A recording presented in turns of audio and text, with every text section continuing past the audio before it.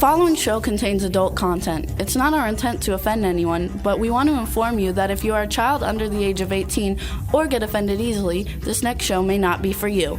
The content, opinions, and subject matter of these shows are solely the choice of your show hosts and their guests, and not those of the Entertainment Network or any affiliated stations. Any comments or inquiries should be directed to those show hosts. Thank you for listening.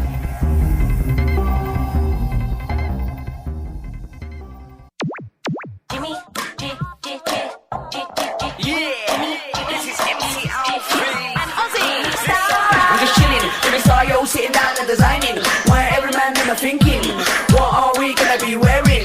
Yo, I'm a Liverpool MC, you can't test me. Big up the girls inside the party, let's get down to crazy Jimmy. Big up myself and known as Alfie, the one and only, the Turkish MC. Always love the clothes of Jimmy. Bitch, I'm your wanna be Jimmy Star, new celebrity. We'll take you out. Hello, everybody. Welcome to the Jimmy Star Show with Ron Russell, bringing you the best in music, fashion, pop culture, and entertainment. What's up, everybody? We got a great show for you today. Before we get started, let me introduce my cool, outrageous man about town co-host, Mr. Ron Russell. Hey, everybody. Do you ever have one of those days where no matter what you do to your hair, excuse me, it looks terrible? You know, I almost missed coming into the show today. I guess I need a haircut or something. But I look either like a porcupine or like somebody that just escaped from Bellevue. Bellevue, by the way, is a crazy house in New York years ago. Okay. For those of you that do not live in New York or know about Bellevue, but Yep. It's a nut house. Then we got the man behind the boards, Mr. Chad Murphy. What's going on, fellas? I'm ready for another show. Hey, Jimbo, you sound a little distorted, so don't get so close to the mic, too. I don't know what's up with that, though. Just to tell you. Okay, how's this better? That's a little bit better. Thank you. All right, everybody. So we're going to have a great show for you guys today. Before we get started, let's say hello to everybody in the chat room. What's up, chat room? Stephen Bell, Mac Perry, Irish Ginger, Jimmy McCrary, Lady Lake Jen, Irish Ginger. Did I say Irish Ginger already? Shinzia. Oh, Shinzia was in there before, but she's not there now. I don't know what happened. And what's up, She everybody? probably saw my bad hair day. We got a really fun show for you guys today, and we've got two great guests. It's going to be a lot of fun. We have Mark Patton. You guys know him from A Nightmare on Elm Street Part 2, Freddy's Revenge. He's basically like the first male Scream Queen. It should be a lot of fun. Oh, Jane Yates is in the chat room, too. Hello, Jane Yates. And then we have character actor Steve Coulter coming on. You guys know him from The Hunger Games and, I don't know, actually a whole bunch of stuff. He's also on The Walking Dead right now. He was in Fast and Furious 7. He's been in tons of stuff, so it's going to be a lot of fun. We're going to have a great time. So hello to everybody in the chat room, and we're going to rock and roll today. What do you got going on, sir? Well, my life is a bore. No, because, you know, I had that meniscus stupid surgery on my knee because I tore my meniscus pushing gigantic furniture around in our house. I like to rearrange, but, you know, sometimes you can't rearrange a 1,000-pound Italian wood bookcase that goes like 9 feet, and you push it with your knee like a genius, and suddenly, boing, there goes your meniscus, so you have a surgery. Well, I go to therapy 3 times a week, and I got to tell you, in between therapy, I feel great. The minute that broad grabs me in therapy, she kills me. She does me makes me do things that I normally don't do with my legs. I know a couple of girls that do, but I don't know. I don't know from it. Anyway, Okay. I'm a little bit under the weather because, you know, like I said, my hair looks like crap. I don't know what's wrong with it. I'm sick of the stupid haircut that everybody and their mother has with the buzzed sides and the long top. It looks like an oriental pubic area, but an Asian pubic area. So I want to get rid of this haircut and get something other. Maybe I'll let it grow a little longer and have it floppy and sloppy. That might be nice, and I never have to comb it. And then therapy. So it's really been a very dull time for me. I have nothing exciting to say except this poor woman. They say at least you have hair. Well, yeah, that's a blessing. That's a blessing. But I feel sad, and I must tell this story, and it's a true story. She had me up against a wall with a big ball behind me, and I'm supposed to do squats with this big, huge beach ball. And I'm doing squats. There's a lady lying in front of me on a couch, and the guy got her, and he lifted her leg, and she made a noise. I couldn't help it, but I started to laugh, and the ball slid from behind me, and I was like a fool, giggling, as well as a few other people. A noise like a fart? Yeah, I don't want to say that. Yeah, she made a noise. Oh. It was quite a noise. In fact, the windows shattered. It was so, loud. Anyway, the poor dear started to cry, and she got up and she ran out of the therapy gymnasium. So I felt terrible. So, being the superhero that I am, I ran after her and I stopped her and I said, it was okay. I heard it was funny and don't get upset about it. Oh, I'm so embarrassed. I'm humiliated. I can't go back. I said, well, at least you didn't shit your pants. I said, that would have been something worse. Gas you can deal with. The other is a mess. You got to get a shovel, a hose, and scrub it down. So I made her laugh. I said, come on back in. It's more important that you get your hip and your knee well than that. I said, it happens to everyone. I said, let me tell you a story, which was a big lie. I've never met Marilyn Monroe in my life, ever. Never met Marilyn Monroe, and I lied to her. I said, I was in a movie once as an extra at Marilyn Monroe, and when she was dancing down the stairs, she passed a lot of gas and made a lot of noise, and she was also embarrassed. She said, really, Marilyn Monroe? I said, yeah, well, she urinated too. Movie stars do that. They pee and make poo-poo, just like real people. Just because they're on a screen doesn't mean they're cartoon people. And I made her feel good, and she came back into the gym, and she went back on the sofa, the table you lie on, and she was very cute because when I was rolling up and down the wall, she winked at me, which I thought was very kind and nice. So I sort of saved a lady from embarrassment. But, sometimes when they do that, they lift your leg and they yank down on your belly. It's kind of like, a whoopee cushion.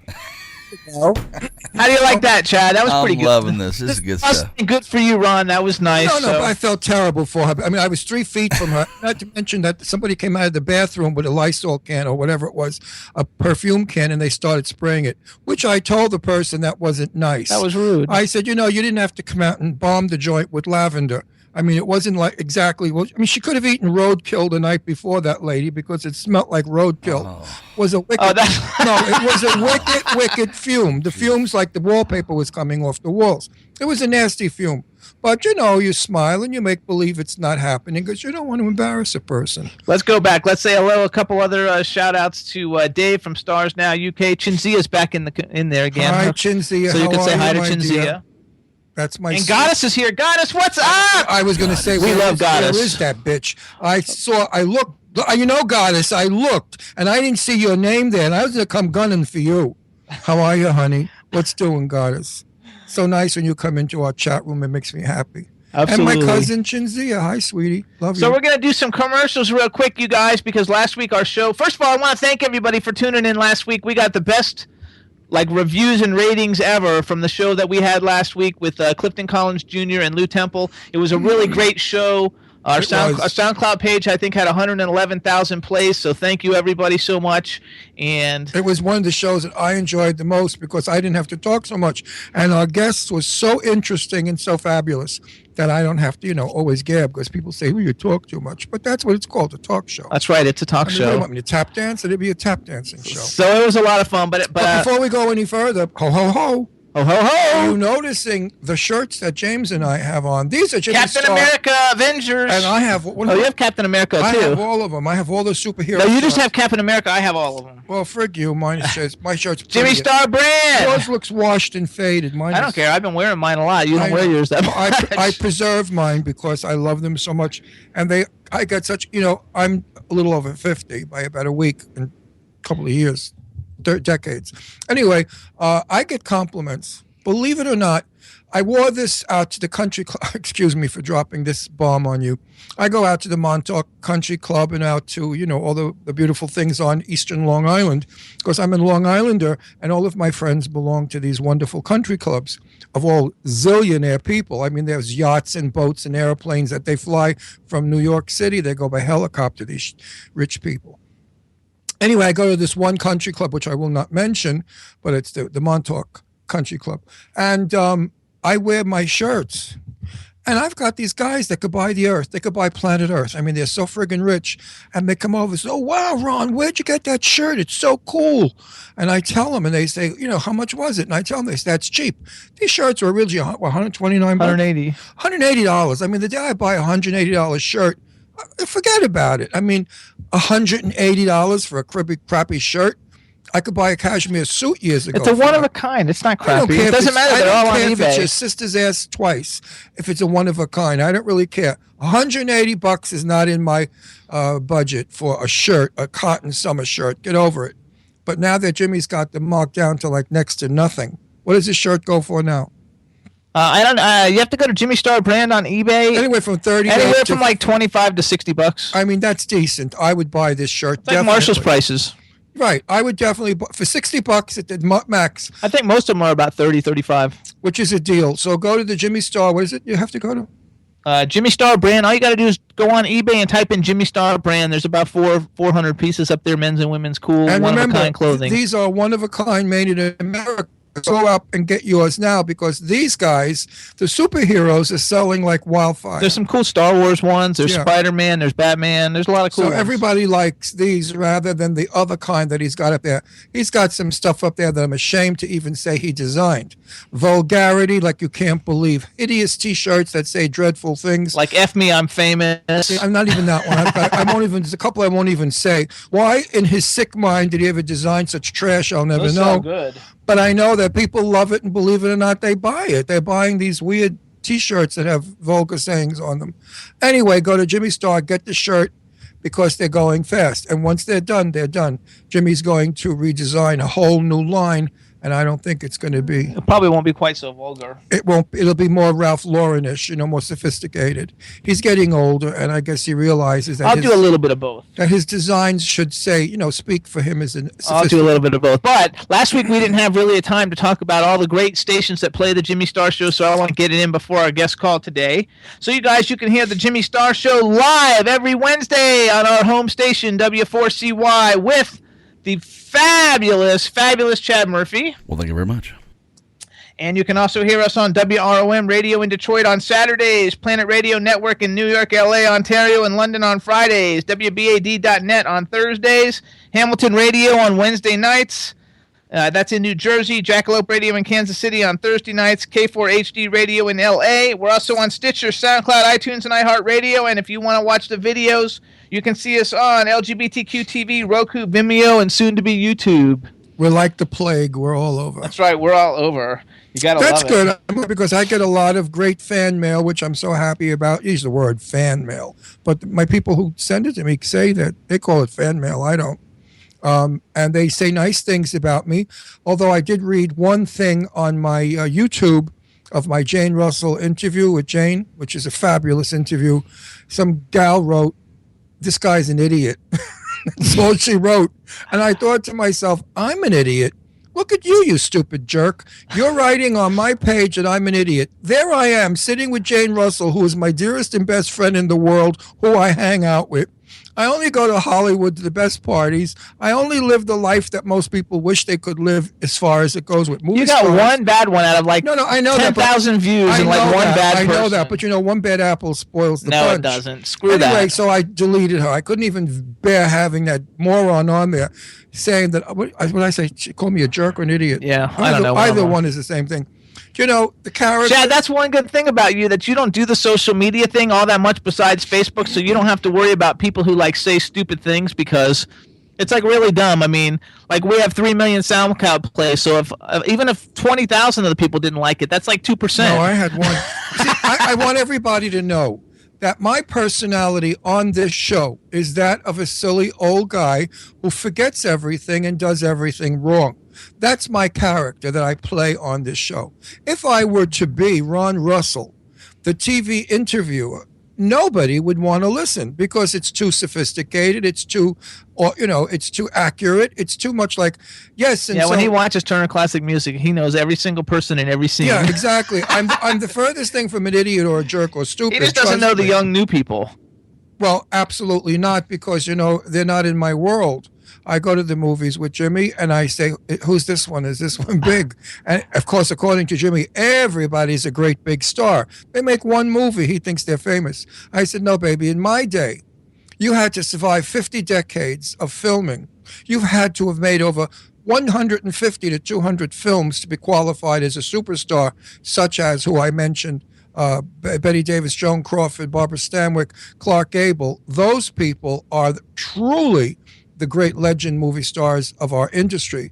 The new people, they come, they show their tits and ass, and then they leave, which is cute, nice, but it's not a great big deal. So today, it's difficult to become a star. It's hard to say. You can't say that, though, Let me anymore. just finish this one statement, then it's all. I'll give you the floor. It's hard to become a star today, but it's even harder to stay a star.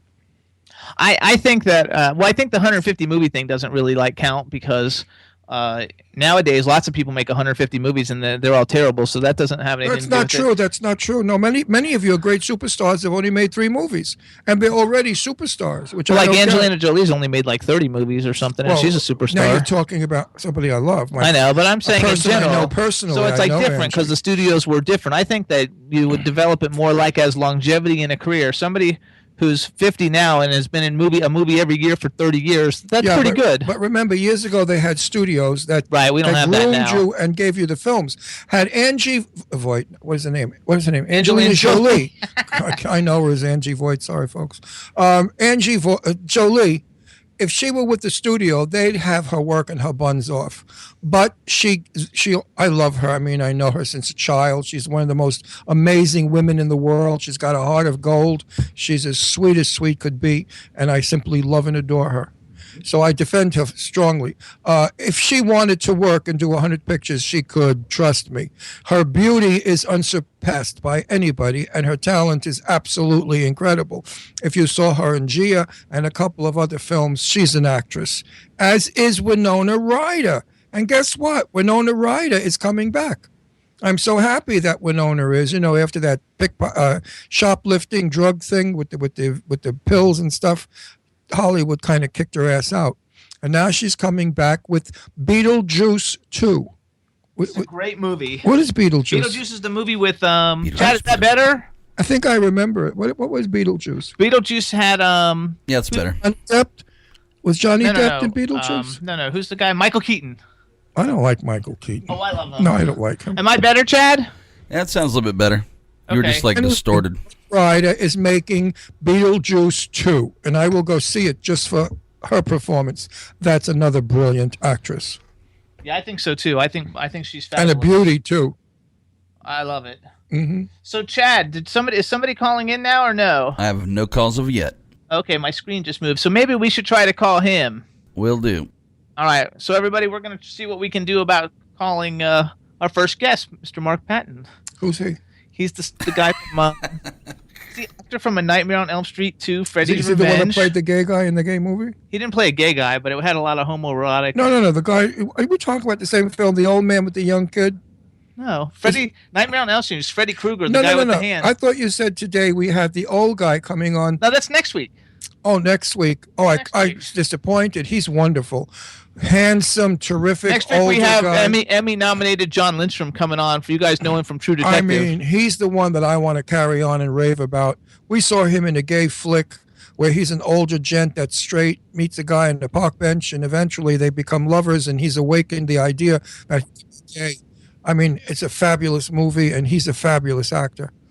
In the meantime, you guys, too, One Magical Weekend is going to be June 3rd through 5th, 2016. Next year, it's going to be a lot of fun. We want everybody to go. You can start booking your hotel reservations now by going to onemagicalweekend.com. And you can follow them on Twitter. It's at @1 Magical Weekend. You can follow them on Facebook. It's facebook.com/letsgoplay. Or you can just type in One Magical Weekend. It'll pop up. And it's One Magical Weekend on Instagram. So follow them on all their social media and see what's going on. I can't believe he's pushing it now. I'm still recuperating from the last one.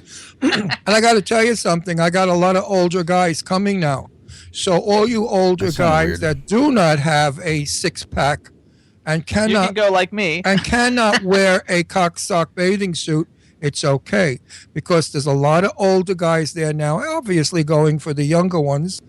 But so now it's not going to be just all young, gorgeous guys with magnificent bodies that are conceited and stuck up. Also, we want to give a shout out to Dave Davis from Independent Share is in the chat room, and I don't know if we said hey to Cindy Ladylake because she came in a little while ago also. So hello everybody. We want to thank everybody for being in the chat room, and we really appreciate all your support in there. Hey Jamie, I couldn't get Patton on the line there, so you might want to send out a text for him. Okay, I don't know if I can. Okay, we'll see what And we Jane can do. Yates, I haven't read your book yet. Don't think I've thrown it away or discarded it. It's just that, as I explained before, my life right now is filled with the doctor for my knee and therapy. Plus, I have a life. I food shop, I cook, I take care of the house, I deal with Jimmy and his insanity, which takes most of my time. Up, hours and hours of listening to him rant about, I don't know, whatever it is that he rants about, that I sort of smile and sit there and say, okay. Anyway, and plus the dog takes up a lot of my time. I give him baths and brush him, and so life is. I don't have hired hands. I don't have maids and butlers and dog walkers. I think that's funny. So Chad, I sent him a thing. Chad, did you get the link I sent earlier to the Nightmare on Elm Street 2 trailer? I believe so. Yeah. Hold on. Let me pull that up. Make sure I have it. Let everybody see it if we can. This is one of the in the horror movie business. Nightmare on Elm Street is one of the biggest. What do you call that? When it's a group of films, it's one of the biggest. Collage. No, collection. It's not collection either. I don't know what it's called. No, it's not. So a collage is a group of things. I know, but it's not a film. When it's a film and you have a whole bunch of them, a series or whatever. When it's the most most important, it's one of the most famous and well liked horror series, I guess. Franchise. There you go, Mac. Thank you. Out there, it's great. They're getting ready to make it. I don't really like the remakes, but I loved all the beginning ones. Mark Patton is the star of A Nightmare on Elm Street 2, Freddy's Revenge. He plays Jesse Walsh. It's going to be a lot of fun. Yeah, what are you doing? I disconnected. What are you doing? He's he disconnected. I got that video ready for you. All right, so let's play that, and then we can. While we're doing that, maybe you can see if you can get in touch with him again. I sent him a message on Facebook.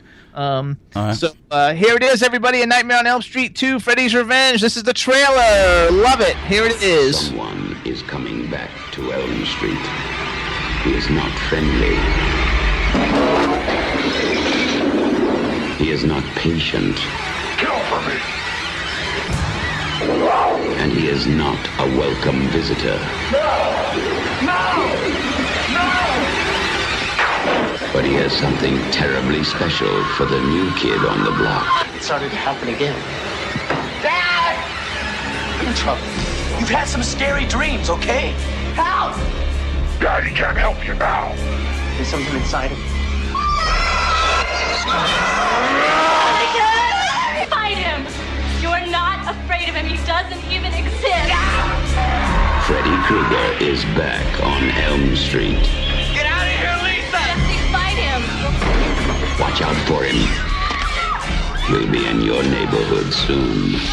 A Nightmare on Elm Street, Part 2. You are all my children now.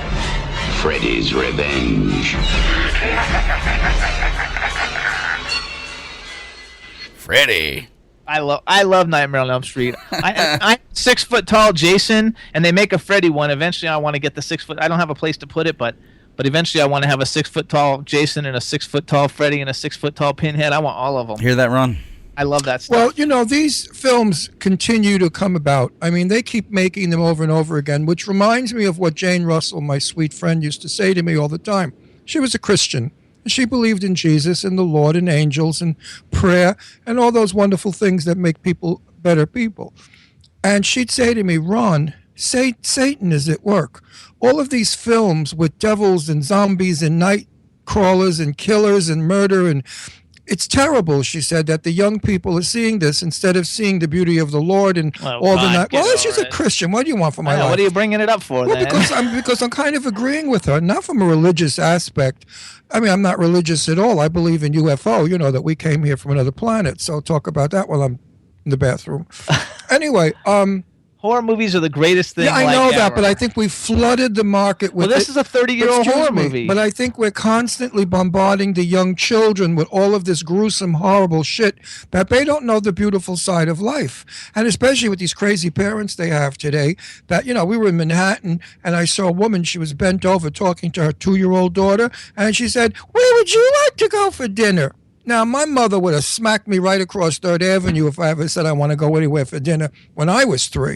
You know, my parents was, you go where we want, whether you like it or not. You're the kid, we're the parent. We make up the minds.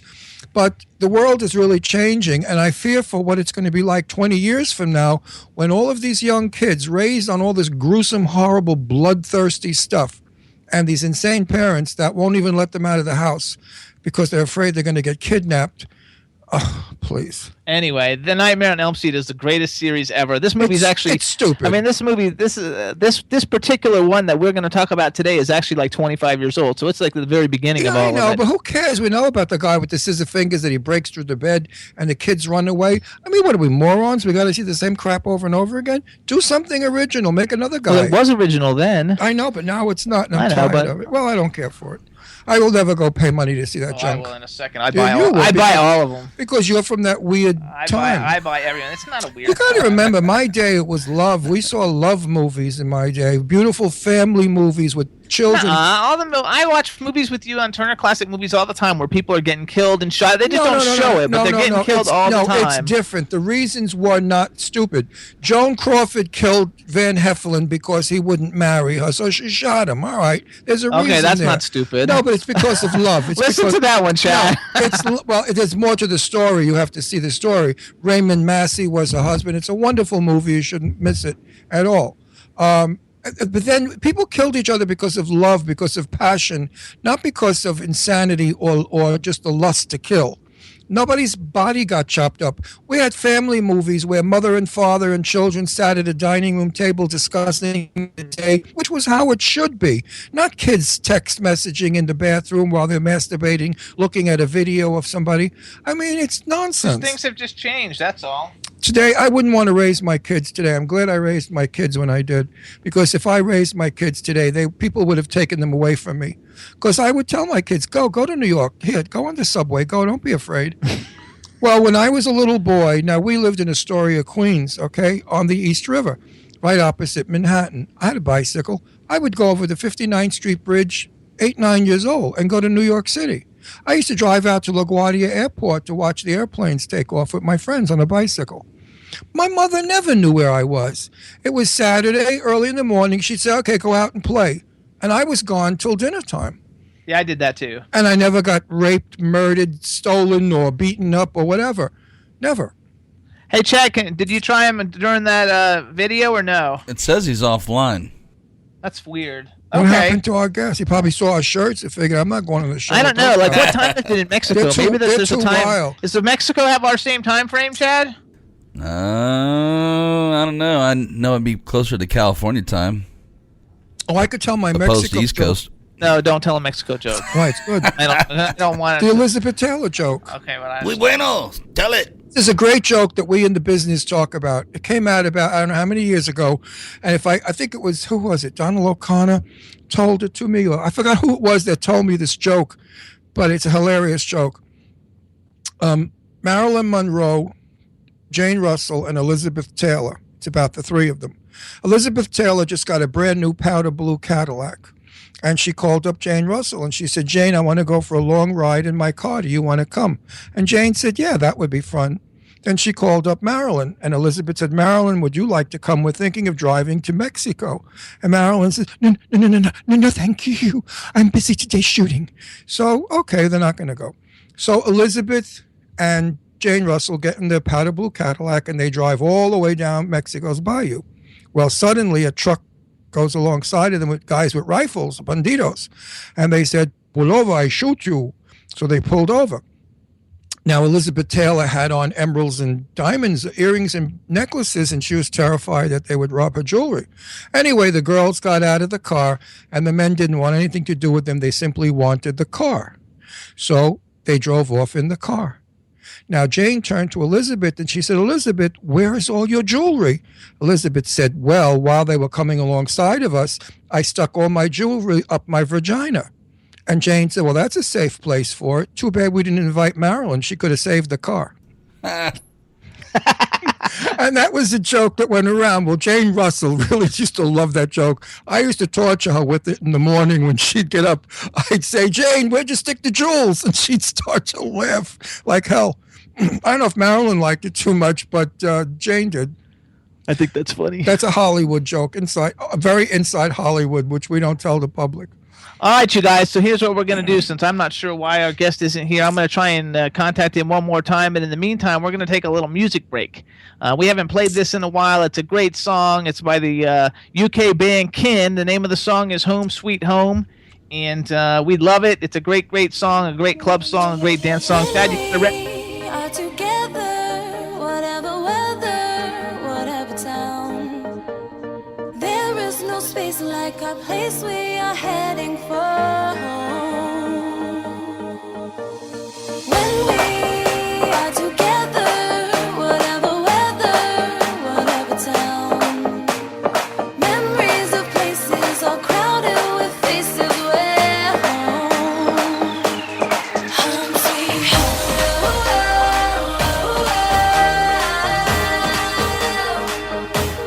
Home sweet home.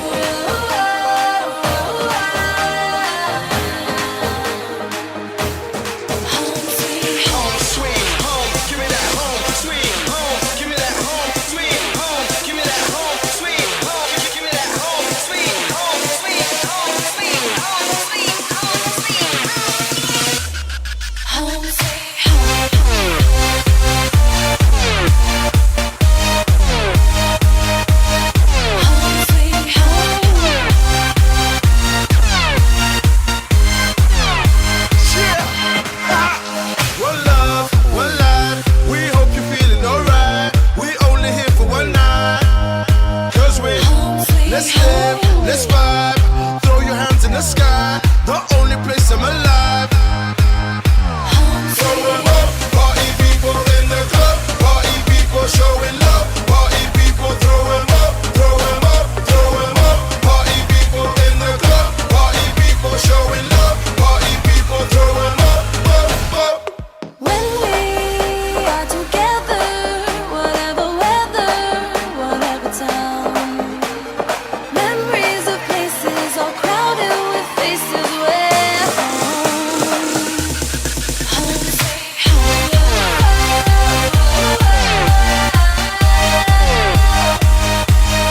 Home sweet home.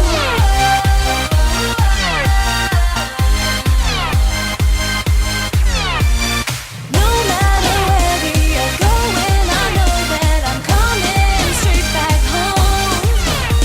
'Cause no matter how far I go now, I know I can never really be alone. Home sweet home. You know we up in the place. You know we up in the place. Party for days. Let the music just take you away. Just give me a taste. Lost in the moment. Tonight we own it. So let the music just take you away. We going up and away. We going up and away. We going up and away. We going up and away. Home sweet home.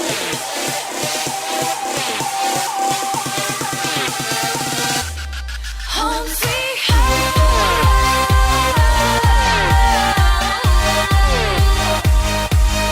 Home sweet home.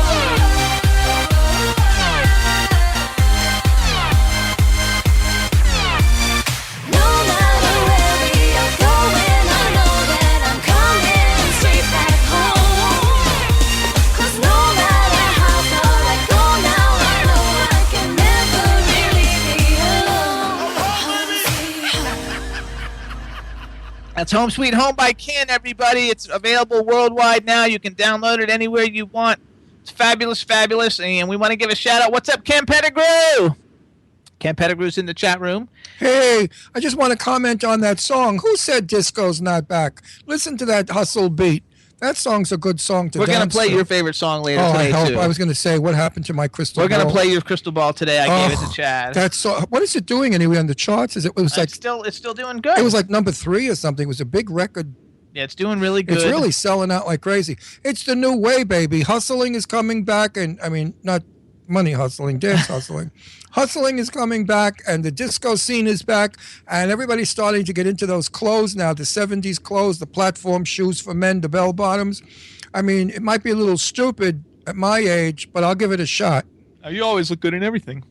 I'd wear bell bottoms and platform shoes again, and those wild Oh, me shirts. too, absolutely. I was young. I was in my 30s, so I look really good. Early 30s. We also forgot to mention that I wanted to mention you guys. Rebel Medler from W4CY. Yes. She hosts a bunch of radio shows. It's her birthday was yesterday, birthday so we want to say to happy birthday to you. Rebel. Happy birthday to you. Happy birthday, Rebel Medler. How are your boobies? What? I don't think that's how it goes. Happy birthday to you. That's a private joke between she and I.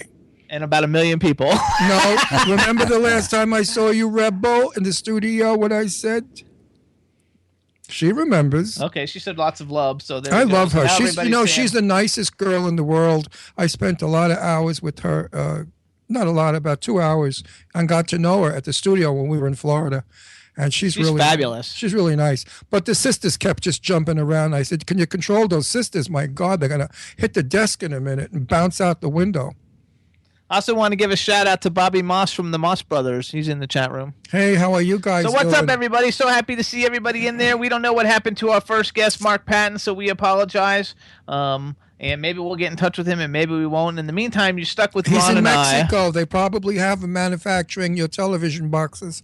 There you go. Your television. Because that's where they come from, Mexico, those pieces of crap. So here, I got an idea. So let's go to let's put a question out to everybody out there listening, since we're talking about movies and we have movie people coming on today as opposed to music people. What are your favorite guilty pleasure movies that you're like embarrassed? You know, that people like know that you like those movies a lot because they're kind of like embarrassing, or you wouldn't really like them, or anything like that. And what are the ones that you like a lot? And let's see if anybody's got anything really Well, cool. I first of all do not look at anything that I would be embarrassed of or dislike. You know, I'm very choosy with my films. What I'm really excited and thrilled to death about, and I guess it's a kid movie, but I love it, is Hocus Pocus 2 is coming back with Bette Midler and Jessica Parker. And what's her name? I forgot her name. Jamie, whatever the hell her name is, that weird name. Something. Kathy Najimy. Kathy Najimy. So now they're shooting it in L.A. and it's soon to be released for Halloween. So isn't that going to be fun to go to the movie theater and see my fabulous Bette Midler, who I love I can't and wait. adore. I've never seen the first one. We're going to see it soon. I can't. You guys aren't writing like embarrassing movies. Stealing Magnolias isn't an embarrassing movie. Pretty Woman is one of the greatest movies ever made of all time. It's not a bad movie. I mean, like embarrassing. Like my favorite series that's my favorite is The Mighty Ducks by Disney. Like that's a fun, embarrassing movie. No, but Hocus Pocus I love because I met Bette Midler for a minute and a half. She was changing Sophie, her daughter's diaper. What a way to meet Bette Midler. And I walked by and I said, "Oh my God, Bette Midler, what are you doing here?" And she said, "What the fuck do you think it looks like? I'm changing the kid's diaper." I started to laugh. She's a riot. I was at a friend of mine, Perry Winkler's good friend. Anyway, Bette's a sweetie pie. I'm happy she's got this film going. They're like Mary Poppins. Okay, see Mary Poppins. Well, actually, if you were a kid though, Mary Poppins isn't embarrassing. But if you watch it a lot now, it'd still be embarrassing. Love Julie Andrews. Never saw Mary Poppins. Love her from. There you go. Now we're getting into it. The Three Ninjas. I like that. I like that one too, Bobby. I like all those dumb. Jay and Silent Bob. That's a fun movie. Oh wait, I have one. Okay. Speaking of Halloween again, Debbie Reynolds in Halloween Town. Oh yeah, those are good. There's 3 of them, and I watch all 3 of them. I love those Halloween Towns. I mean, it's not an intelligent film, but Debbie did a good job with it. And again, I know Debbie also, so it's fun to see people I know and love working. I guess that's why I like all the dumb. I like all the dumb horror movies that aren't any good. A lot. Rocky Horror Picture Show, but that's not really a dumb one. A Rocky Horror Picture Show, that's a classic. I mean, I watch it still. I love it. Hey, I love Rocky Horror Picture Show. I used to take Leslie, my eldest daughter, when she was like 4 and 5, to see it at midnight in our local theater. And they would throw toilet paper and yell, "Ain't got no neck." And Leslie loved it. She would be screaming all over the place. It was fun memories. That's a good thing, that Rocky Horror Show. What about I Spit on Your Grave? Now that's a great movie, and I like both of them because I'm friends with one of the stars of the remake, and I like the original. Bill and Ted's Excellent Adventure is a great movie. I actually have met Bill and Ted before. Never saw those films. What about? This isn't really a dumb movie, but this is just one of my favorite movies because I just saw it over here. But do you guys like Empire Records? Because Empire Records is like one of my all-time favorite like movies, and it's music industry like. Did we based. talk about Vacation yet? Yes. We did? Go see Vacation, everybody. Funny film. Very funny film. Hey, Chad. I didn't think it would be, but The it new is. one? Chad, do you have one? What's your favorite like dumb movie? It'd probably be Mary Poppins. You already called it out, but yeah, Mary Poppins. For some reason, I don't know, it's probably just a good part of my childhood and stuck in my head. It's so funny because everybody's writing Wayne's World. I never really understood the whole thing about the why people liked Wayne's World. Like I thought this shit was so stupid. Never saw it. It's like so dumb. It was too dumb. High Infidelity is a great movie. That's like a classic movie. Oh, you know what one I like too? The one where John Cusack holds the stereo over his head. Say anything. Say anything. Great movie. What was the name of the song? And the artist. Oh, let's see. John Cusack. I forgot. He's a good actor. Oh, In Your Eyes by Peter Gabriel. Ding, ding, ding. What do we have for him, Ronnie? I know my shit. And John's sister is a good actress also. Oh, yeah. Joan Cusack. Joan Cusack. They're both very talented. You know, they do come in family pairs. In my day, it was Olivia de Havilland and Joan Fontaine. They were sisters. Or I can't even think of the other two. The blonde, what the hell was her name? Anyway, there are a lot of brothers and sister actresses. What I get sometimes pissed off about is, and I really shouldn't say this because I have a couple of movie star friends that their children are acting, like Justin, what's the face? Charlie's Angels. Ooh, quick. I know her so well. Cheryl Ladd. Cheryl Ladd's daughter, Justin, and my daughter, Deirdre, played together when we all lived in L.A. Her daughter's name's not Justin. What is it? Jordan. I'm sorry, Jordan. And, you know, Jordan got into films because of her mom, I guess, but Jordan didn't do too well. She does a lot of those, like, off-television things. Actually, she's done a lot of really big stuff lately. I like Jordan. I like her. She's done some cool horror movies that I love. Right. You know, everybody like starts in horror. All your biggest stars, Renee Zellweger, like all your really Academy Award stars, Tom Cruise, everybody, they all make terrible horror movies when they get started. I'm going to make an attempt to call your guest. I love all those terrible horror movies. Okay, make an attempt to call our guest. Well, not all. Oh, wait. Rockstar with Mark Wahlberg is not a bad movie. That's like one of the greatest movies ever. Stand up! And when he does his audition, that was like the bomb. The worst movie we saw last week for the first time was Mexico with, what's his name? Mexican. With Angie's husband. Brad Pitt. Brad Pitt. And Julia Roberts. Film. Brad Pitt. It's terrible. Hey! Hello. Mark Patton. It's the Star Show. How are you doing? I'm in the middle of a construction zone here. I'm sorry the internet went down. I didn't realize I was on the wrong time frame for you guys, and I just got it. We thought the Banditos got you and took you away. We're holding you for ransom. We were going to, put some money. Well, I just got a call from somebody in Arizona who was listening to your show, and they said they're looking for you right now. And I was like, oh my God, it's 2:30 here, and so I apologize. I'm on the wrong time zone, and I really apologize. It's here. That's all that matters. Screw the other shit. Actually, can you hit video? Would we be able to see you or not? I don't think you might be able to I don't want to mess with this too much because I live in a tropical rainforest, and we don't have quite as good an internet as you guys do. But let's go to the top of the screen and hit the ITV. No, that's not. Here we go. Here we go. Okay, hold on. I think this is it. You can at least see my house, I guess. There we go. Can you still hear me? Maybe do a 180. It's kind of bright. Far away. It's not like, Mars. So everybody on the line, we have Mark Patton, actor, interior designer, totally cool married gay guy from Hollywood, which makes me very excited to have another gay married person on the show because we haven't had very many of those. Mark, let me introduce you to everybody. I'm going to start off with my co-host, who's also my legal married husband, Mr. Ron Russell. Hi, I'm straight. Jimmy's the fag. All right, Ron. Gotcha. Got your relationship right away. Okay, let's go on. Girl. Then we've got the man behind the boards, Mr. Chad Murphy. Hey, Mark. Welcome to the show, sir. Thank you, Chad. Hey, sorry to give you a heart attack there. That's all right. Do me a favor. Maybe turn your camera. You got the sunlight coming right into the lens. So. Okay, let's go over here.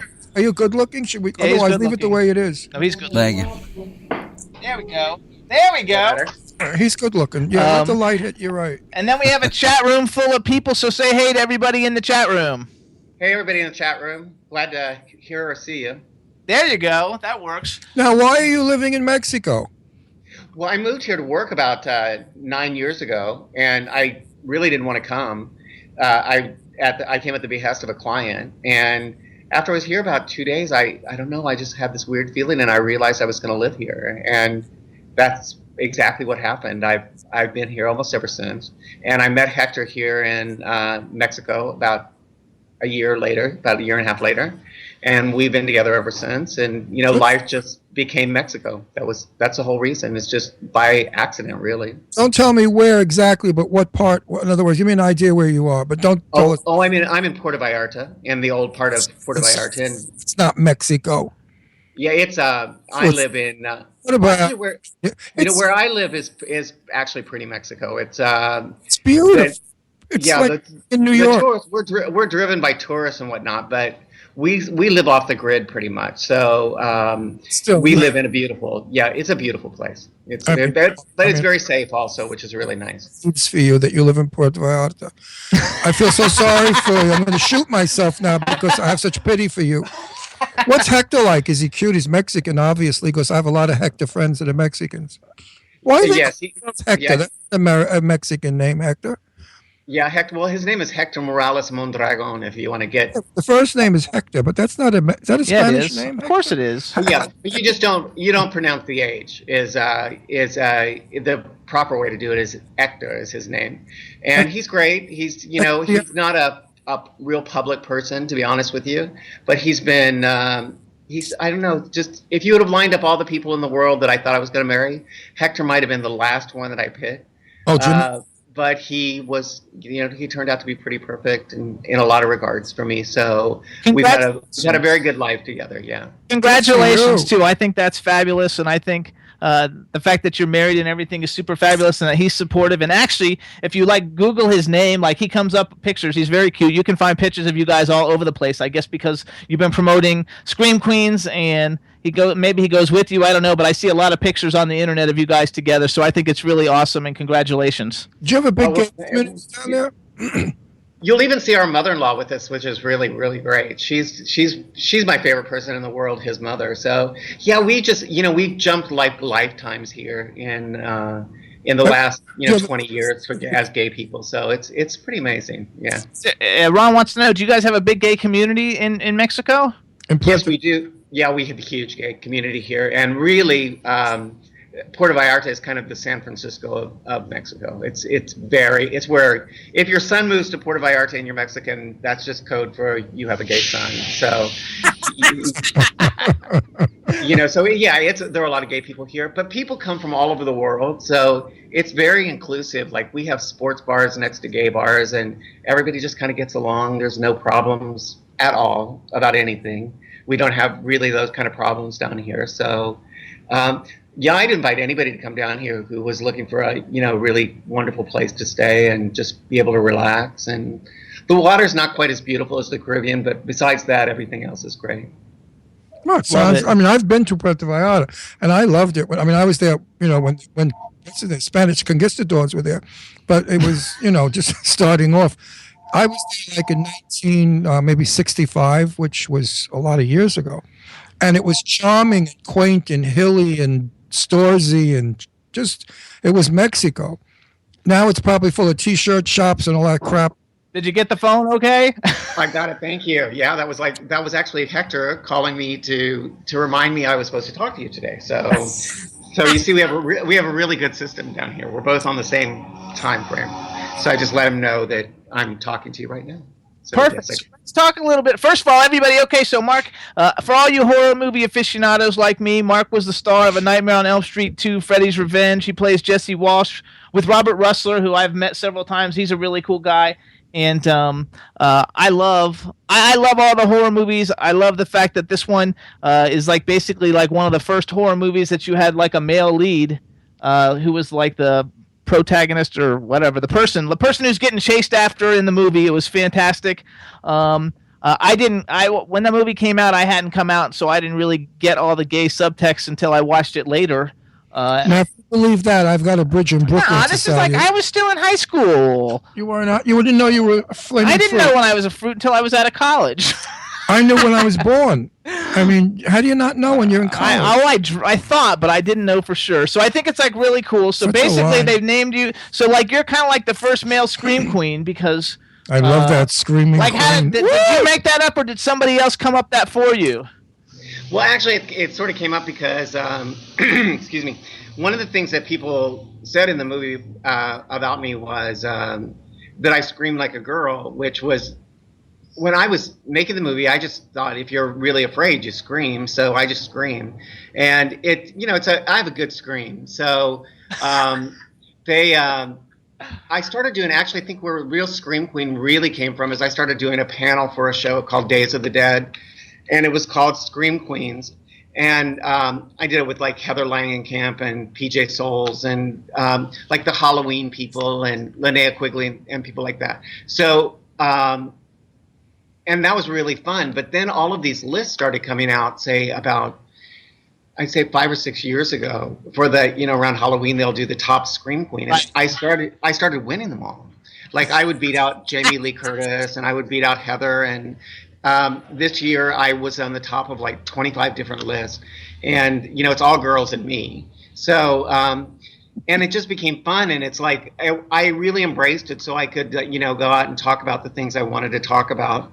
While I was on the road, it made it really easy for to introduce what we were going to talk about into the conversation. So, and a lot of people would get really offended for it. It was funny, like especially straight guys. They'd be like, "He's the Scream King. He's not the Scream Queen." And I would have to explain to them that I wasn't insulted by it. That it was something I appreciated. So, so that. But how do you handle when you and Hector are in a hotel room? Oh, we've been together a long time. We're just fine. You didn't get it. I didn't get that. But we've been together a long time. You didn't get it. After you've been together a long time, the getting it becomes quantitative, I think. So after you're together a while, hear that, Jimmy? You don't scream anymore. We'll find out. So then there's a new. So tell me what Scream Queens is now. Then. Oh, the Scream Queens. The documentary is called Scream, Queen, My Nightmare on Elm Street, and you can like all over the web right now, like Facebook or Instagram or .coms or whatever. And we made a documentary called Never Sleep Again, and that's sort of how I came back into show business. And it really treated Nightmare on Elm Street nicely, but it's the highlight of that documentary. But it kind of treats it as a joke, it's sort of one long blowjob joke, and which was funny, and people laughed and they loved the documentary. But after being on the road a little while, I realized it's a really important movie. I mean, in like they teach it in universities, and it's a very serious movie at this point. I mean, it's in museums and so forth. So I got the idea to do this documentary, and we started it a couple of years ago, and it is about like why guys who are basically, the thesis is why guys in the 80s and 90s who were about 30 years old who started to become movie stars would just disappear. Like you'd see somebody and you go like, wow, he's really good. I can't wait for his next movie, and then you never saw him again.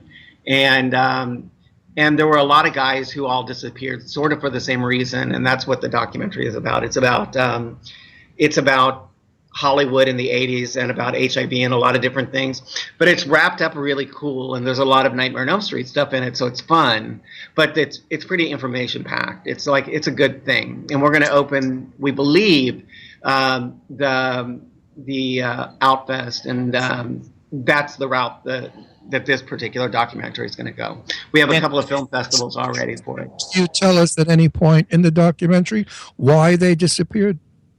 Yes, we do. We do. I mean, we have actually a lot of them that are, now own restaurants or are interior designers, or, they just, the truth of the matter is it became very difficult, and you see this in the documentary where you're living in a town that's like, it's sort of like, at that point it was run, we used to laugh and say, in show business, if there were no Jews and no homos, there wouldn't be show business. I mean, they run everything, right? And everybody was either Jewish or homosexual. And like those two groups at that particular time were really good at self-censoring themselves in like a public forum. Like, it was kind of a self-hate thing, I think, on a certain level. Like a lot of the casting directors are gay or whatever, and that would be their job to get rid of the gay people, like the people who couldn't pass. The thing that fascinates me most is when I'm out in the straight world and at a party or wherever it would be, and people say something. I won't use the actor's name, but they say, "Oh, and he is so hot," and the women say, "Well, he could put his shoes under my bed anytime." And I thought, no, because he wears platform heels, they'll never fit under the bed. But that flips me out when these straight actors are supposed to be so butch and straight. They even get married and they even have children sometimes to cover up. I think that's ridiculous. Yeah, I think it's going to change soon. Actually, I think we're on the edge of it starting to change. One of these days, a guy is going to come out, and I don't know who it'll be. He's probably alive right now, and it's going to just be like a non-deal, and he's not going to be like a straight acting, straight looking person. It's like he's not going to have to pass that kind of fake test. He's just going to be a person who's really unique. I mean, the way like Laverne Cox is really unique. You know what I mean? It's like Laverne Cox is interesting because she's Laverne Cox. Like, it's like her whole story is interesting. Her whole being is interesting. And if she was trying to be in any way in the closet, she wouldn't be interesting at all. Right. You know what I mean? Well, and I think that's going to happen with a guy in show business. It's a big break, you know what I mean? But sure, we all know that from the beginning of time, there are lots of movie stars who are gay. And they get married and they live these kind of really weird, tortured lives. And it's really self-hate that drives it. And it's the self-hate of the people that are around them who keep telling them, like, if you get to a certain level of fame, they tell you can't tell people you're gay because you'll lose everything you have. You'll lose your position, your money, your power. And if you have any power or money position to lose, it can be very scary because in Hollywood especially, those things are really hard to get a hold of. To become a movie star is a very difficult thing. It's not easy. It doesn't happen by accident. So you have to want it pretty badly to even get in the game. There's a big thing in the news in the United States in today about Kristen Stewart. She's the star of all the Twilight movies and how like she's got a girlfriend and it's kind of like hitting out like all over the place and she doesn't really seem to be worried about it. She's just like, this is who I'm with and this is who I want to be with and I'm an actor and I do whatever I want to do. It's not nobody else's business. It's a new generation. I started, my first film was in 1959 with Sophia Loren and Tab Hunter. Now, I knew Tab Hunter was gay, but I wasn't allowed to say anything. And my agent said to me, change your name. Your name is too ethnic. You're Italian from Brooklyn with an Italian name. They're going to think you're a mafia. And whatever, do not let anybody know you're gay. So you had all those restrictions put on you. And Tab Hunter and I interviewed him years later, like 5 years ago on my show, and we talked about it. And Tab said to me, which was very sweet, he said, I didn't know you were gay. And how old were you? I said, 19. He said, 19? And I didn't find you? I said, well, it's not too late. I know. It's kind of sad, isn't it? Really, it's like I had my managers took me to, I actually know one of Tab's wives too. And, through the course of life, I got to know her. And Tab's wife. He's married. Tab Hunter never was married. Oh well, he was. I'm. You sure? Maybe she was lying. So anyway, he was with Anthony Perkins. He was with Anthony Perkins. Yeah, for years. Well, because I'm going to actually now. I'm getting ready to play Anthony Perkins. You're strangely kidding? enough. Yeah, I'm going to play Anthony Perkins in a film starting. Shooting next month. Yeah, I'm actually going to play. I'm playing Anthony right after after 9/11 when Marissa Berenson died in the World Trade Center, and it's like a vignette movie, and so it's very surreal. It's a surreal little movie, and I'm really looking forward to it. And then I'm doing another movie. Well, excuse me, looking for real character, call Tab. He'll tell you all about Tony. Tony was a weirdo. He was a strange one, a very strange guy. And there's a lot of, nuances about him that you should know. I think would be great in your character. I would love to do that. On film. Actually, first of all, I bet you your fans don't know that you're acting again. Are these going to be first projects you're doing that you haven't done? I actually shot a movie as a tester in Berlin a little while ago, just to see if I could still work in front of a camera. and I became obvious that it was something that doesn't go away. You know, I mean, you either can do it or you can't.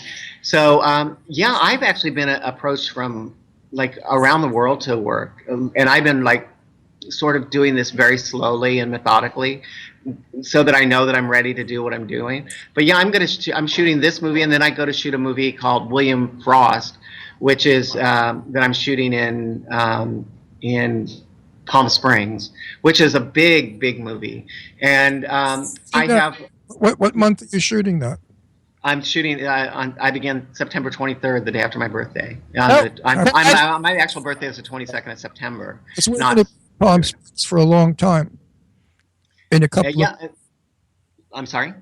We live in Palm Springs. We're going to be there in a couple of months. Oh yeah, well I'm gonna be at dinner. My friend has a new restaurant in Palm Springs, and I'm really excited to go to it. So it's opening. It's 849, and it's the name of the restaurant. And I get to Palm Springs on the 20th of September. First, I'm going to go to Los Angeles, where I have a meeting with a number of directors. A lot of directors now are gay directors, want to work with me, which is really nice, you know, because they're younger, like in their 30s, and you know they were sort of fanboys on Nightmare on Elm Street. They like me a lot, like what I do, and so people movies, which is, you know, it's really exciting. So we'll see what happens. You know, it's like I have a book coming out, and I've embraced all of this life that I've been, you know, this journey that I've been on, and I've used all the opportunities that come my way. I never say no. I try to say yes to things, and you know, because it would have been easy, like us today, right? Like just I missed my appointment with you for whatever reason, and it would be just easy to just go, oh, I can't believe that, and just be really upset. But I kept trying, and then you called, and then here we are talking to each other, and you know. I had a difficult time coming out the way we came out. You know, I married Jimmy, and we're the first gay couple talk show hosts in the world. There's nobody else where there's two men that are married that have a talk show. And it was difficult because I sort of took the veil off my face and had to show people who I truly was. Not that they didn't suspect. I'm not exactly, you know, Butch Cassidy. But people really didn't know, because there's so many actors out there that are sort of effeminate, that we suspect are, and they usually are, but claim they're not. So it was difficult. And I think those days are gone. I think now, once I get back to California, I intend to go back to work in film. And I believe, because of my age, which is over 50, and the fact that I'm a gay man is going to open doors for me. And I think the same thing for you. I think a lot of stuff is going to happen now because, you know, black people fought for it. Now they're in film. Asian people fought for it. Now they're in film. Well, we gay people are fighting for it. And slowly but surely, we're in film. And not necessarily in a film where we're called fags and all those horrible words that you're not supposed to. Well, you know, I have like this one thing which I always thought, which I want to do. It's a real dream of mine. It's like whenever I went into an audition when I was really young guy and in my prime, I was playing a couple of different parts. Like I would go into the audition and I was playing the part of Mark the normal boy.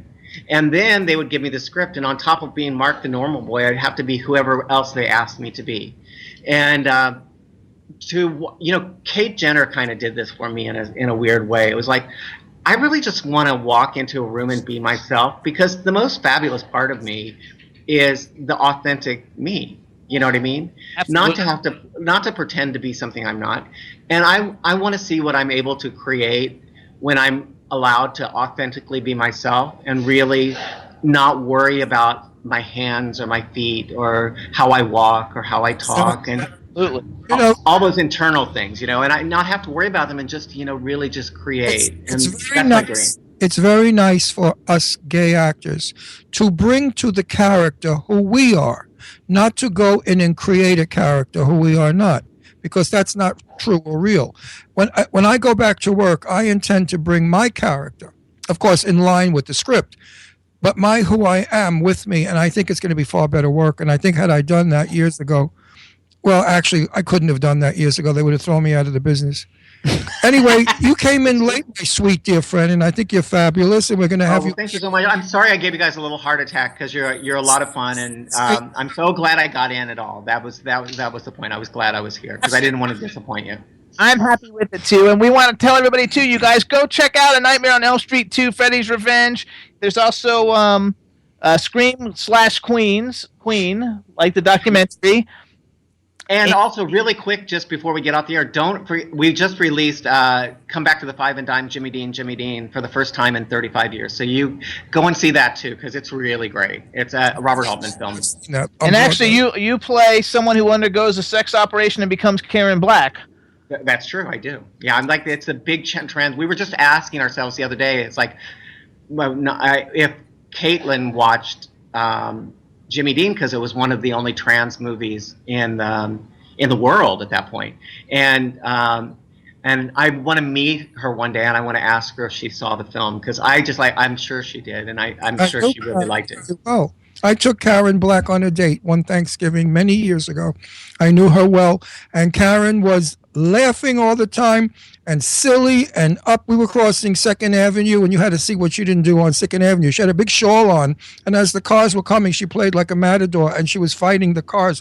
Karen Black, so sad when she passed away, was a funny girl. So you guys, though, go see Come Back to the Five and Dime, Jimmy Dean. It's directed by John Altman. Cher is in it. Kathy Bates is in it. Mark Patton is in it. It just got released after 35 years. It's going to be fabulous. And Mark, we want to thank you for coming on the show, and good luck. I can't wait to see your new movie, so good luck with all of that, and say hello to Hector. And I hope I will, and Glenda, thanks for waking me up. I'll talk to you guys later. Thank you. Thanks. Bye. Okay, bye-bye. Bye. He's a pleasant chap. Yes, he's a chap. And he's worked with some big, he left Hollywood after he did the movie with all the gay stuff because he couldn't be gay and there was so much controversy, and that's when he became an interior decorator and an artist. Now he's coming back. You know, Caitlin, who's a drag queen, is, she's not a sex change yet. Right now, she's a drag queen. And Caitlin has done so much for all the drag queens throughout the world now. Drag is becoming popular again. People want to go to shows now and see men dressed as women performing because there's a great talent to it and a great art to it. So gay, little by little, is becoming so accepted that people are starting now to enjoy what we gay people enjoy when we're among each other. We have a fabulous sense of humor. We're very witty people. We're very up people. We love parties. We love dinner parties. We love travel. We love all the finer things in life. Most gay men have the best taste in clothing, hairdo, makeup for a woman. I mean, you can always see a woman. Not all, though. Well, most. That's kind of like a stereotype in a way. Well, my friends, when I speak of all, I speak of people in the business that I know. If I could always tell when a gay man dresses a woman for a wedding, as opposed to when a woman dresses for other women. A gay man dresses a woman to attract men, and that's the difference. So, Chad, thanks for getting in touch with him. That was awesome, dude. Chad? Hello, how are you? I said thanks, Chad, for getting in touch with him. That was cool. I thought we might take a little music break, Chad. It was a team effort. It was a team effort, and thank you whoever was listening to the show who actually contacted him. We appreciate all that. Thank you're you. a superstar, and I hope you're enjoying the show, whoever you are. So we're gonna take a music break, you guys. We're gonna play "Reflections of a Disco Ball," not crystal ball. I call it crystal ball. "Reflections of a Disco Ball." Everybody, this is by Paris Toon and Tanya Tiet. Everybody, it's gonna be great. Hey, Chad, you ready? Let's do it.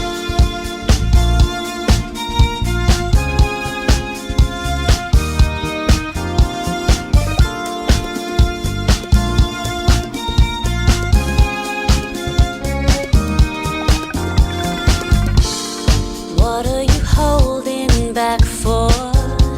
Time's heartbeat, it never stops. I don't care what your excuse, you have always been on.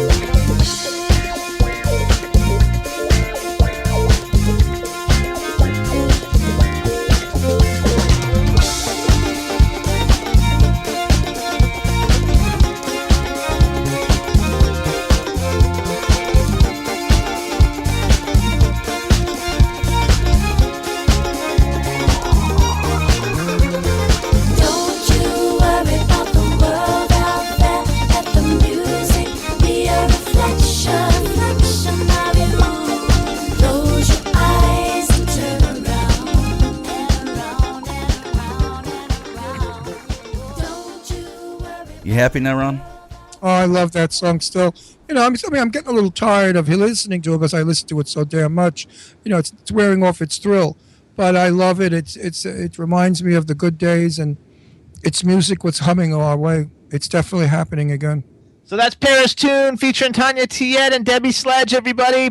Reflections of a Disco Ball. Really, what's it doing on the charts? I don't know right now. I haven't checked it. I know it went up on the charts tremendously. You know, it was in England and Europe. It was a big hit. Like number 12. Now it's a big hit in this country. Either way, it's a great song. Everybody should definitely go download it. And what does it cost to get it?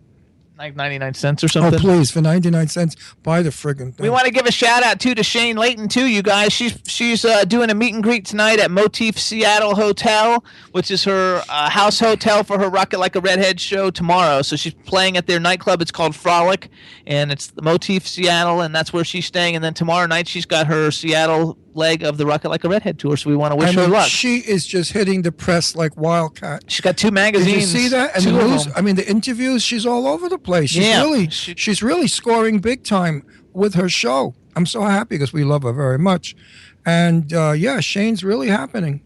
Absolutely. Best thing she did was to get on the road. She's got two magazine spreads right now where she's got like them. big spreads in Plus them. a big photo shoot for So some you guys other. should get her album too. It's Invincible's the name of the album. It's got great songs. We love it. And That's go what ahead they're and get saying it. now in the press. You know, they're saying Shane Layton is invincible. Love it. That's what that's the headline of the article I read in one of the Well, papers. you gotta like it. And Mac Perry just wrote the link to that in the chat room. If you guys are in the chat room, so we want to make a shout out to Mac Perry. Tell everybody to check out Mac Perry's music. He's Agony in the Garden. It's all good. And Did I tell Jane that I didn't throw her book away? Jane, did I say that already earlier? Yeah, I you think said I it. did. Yeah, just no time to read it, but I promise I will. You know, and I'll read it next time I'm on an airplane. That's when I do all my reading on a plane. Otherwise, I get interrupted. The dog kisses me. Jimmy asks me for 50 things. And we'll give a The shout phone- out to guest Tina too. Tina D. That's SDB Stefan's girlfriend, whose birthday was last week. She thanked you in the chat room for singing happy birthday to her last week. Oh, I think I love her. And we want to say hi to Mai, her mom Mai. I call her Mei Ling. I know it's Mai. It's Mei Ling. I look so forward to moving west just to be friends with Tina and Stefan, because I think we're going to be very close friends. Tina is a sensationally sweet, energetic, intelligent, beautiful girl, and so warm and so kind. I like her a lot. Absolutely. She won. You won with me, Tina. You rang the bell. So everybody, too, you can turn into the Irish Ginger Show. That's on Fridays on W4CY at 4 p.m. Eastern Time. And get Jane Yates's books. We just got a copy of it last week. It's fantastic. Did you read it? I haven't read it. I started it. I haven't finished it. I was tweeting instead. I'm sorry. And everybody, we want you guys to follow us on Twitter. I'm at Dr. Jimmy Star on Twitter. Ron is at Ron Russell Show. We have a new Twitter for a new website that's going up soon called Jimmy Star's World. It's at Jimmy Star's World. And you also can follow the Jimmy Star Show at Jimmy Star Show. And Chad, how come you're not on Twitter? Are we going to ever get you on Twitter? They banned me. They banned you from Twitter. I know, for the- How about Instagram, Chad? That's You know why? pictures. They banned me there too because I used to post naked pictures of myself. I was just going to say that. So you just open up a new one. I was going to say that. It was so shocking that people at first people thought it was a signal tower, and they realized it was you. Thanks, Ron. Well, you're not going to lie. Might as well lie Have your all next the way. guest coming in. Actually, okay. Keep good. those chicks spinning. Keep them moist. Keep the chicks moist. So hello. Welcome to the Jimmy Star Show. Hello. Hey. Hey, everybody. We've got. So how do I pronounce? We pronounce your last name Coulter, right? Yes. So we have Steve Coulter on the Jimmy Star Show line. Welcome. Before we get started, let me introduce you to everybody. Starting off with my cool, outrageous man about town co-host, Mr. Ron Russell. Now tell me that's not a title. I mean, really. How are you? You look good, nice and clear. Good lighting. I like what you did. You like my background? Terrific. Now, if you had a couple of naked girls and guys, it would have been better. But what can you do? Wow. There's one right over there. Just off We've camera. got the man behind the boards, Mr. Chad Murphy. Steve, welcome to the show, sir. Good to have you. Hi, Chad. And we have a chat room full of people, so say hello to everybody in the chat room. Do you have their names? Well, there's Yeah, too I got many. a lot of 'em. There's like Read 'em. way too many of them to tell you all their names. You can just do like a blanket hello. But we'll give you one name, Goddess. Now, doesn't that turn you on? Don't you want to speak to Goddess? I'm dying to see what she looks like. I think she's a guy in drag, tell you the truth. But I don't know. But she's Goddess, and that name flips me out. I love this. Hello, goddess. And there's someone See? named Suzanne you might know because there's somebody who's saying bonsoir, Steve, and actually everybody in the chat room is saying hello. So welcome. Suzanne from Belgium or Luxembourg or somewhere. It says she was my helper in London. There you go. Okay, so she's good. She was your what? Helper. My helper. I thought he said something else. Okay. No, we don't talk that way on this show. I know we don't talk that way. So everybody, Steve is a fantastic actor. We're very excited to have him on the show today. You guys might recognize him recently by playing Reg Monroe on The Walking Dead, which we're having like a Walking Dead, Right, you the know, whole cast. phenomenal. Everybody like coming on right now. I love the show. We've had Norman Reedus. We've had Practically everybody. Michael Rooker. We've had all the people from like the first 2 seasons, and now we're getting all the people from the seasons now. We had Ross Marquand on a couple weeks ago.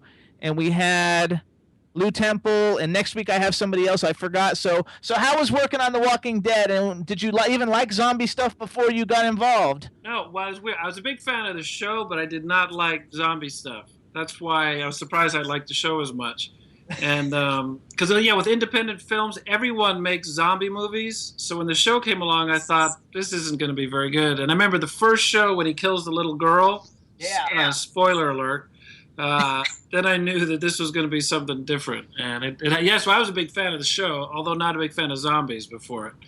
And it was a lot of fun. It sounds corny, but they're so nice. I know they have like the #1 show, on the planet or whatever, but there's no egos. They're disgustingly nice. So I don't have any like inside terrible stories to tell you. They're very nice people. And actually, everybody says the same thing. Everybody's been saying the exact same thing. So it must be real because we would get some kind of dish dirt out of somebody. Ron would. Well, no, yeah. I mean, look, I've been on many a set that was wonderful where everybody got along and it was smooth. And the work is easy and the work is better because if you're working with somebody you truly like, you feed them, you help them, you give them energy to perform better. I mean, how would you like to kiss some woman you hate? Years ago, Joan Crawford and Clark Gable, they were lovers and they broke up. Well, there was a love scene and Joan Crawford ate a couple of things of garlic deliberately. She knew she had to do a kissing scene with Gable, and Gable had to really fight himself not to show like he wanted to throw up from kissing her.